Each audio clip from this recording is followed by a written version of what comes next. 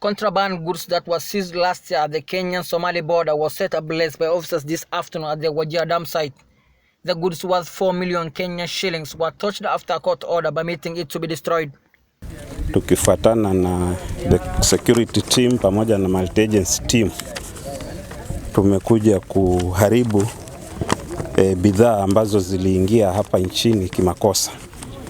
Bidhaa kutoka nchi jirani ambazo zimeingia hapa kimakosa na zikapatikana, zikashikwa na timu ya multi-agency, zingine zikashikwa na polisi wetu na zikapelekwa kotini, ambayo baada ya kotini uamuzi umetolewa kuwa tuziharibu, na tumekuja kutimiza agizo la koti. Tunaziharibu na ni goods nyingi, assorted nyingi sana, ambazo zina value ya milioni 4.5. Deputy County Commissioner Mr. Omar Beja has made bold steps in waging war against such illegal business and goods. Kwa hivyo hii zoezi itaendelea, sio zoezi ya leo peke yake, itaendelea vile ambavyo nimesema.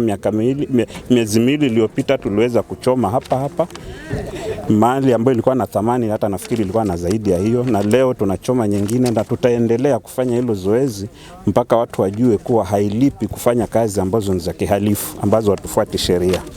Kenya shares a long and porous border with Somalia, making it difficult for Kenya Border Patrol Unit to stop penetration of the contraband goods. Kwa hivyo ningependa kuonya isiendelee, kwa sababu sisi hatutachoka mpaka tuhakikishe kuwa haya maneno yote yameisha kwenye eneo hili ambalo hasa hili eneo la mipakani. Lazima tuhakikishe kuwa biashara zinafanywa zile ambazo ni halali. Na pia pamoja na hivyo tujue kuwa hata mipaka yetu imefungwa kwa wakati huu. Sisi tunapakana na Somalia, na mpaka kwa wakati huu imefungwa. Kwa hivyo kwa wakati huu hatuna biashara na Somalia. Tuko katika hali ambayo hatufanyi biashara kwa hapa mipakani mpaka wakati pengine itakuja kufunguliwa. Kwa hivyo vitu vyote ambavyo vinakuja kutoka ng'ambo ni vitu ambavyo sio vya halali. The contraband goods that was set ablaze, including milk, sugar, cooking oil, among other illegal items, was caught within the borders of the county. Such illegal items create uproar among Kenyans after poisonous sugar found its way in the country last year.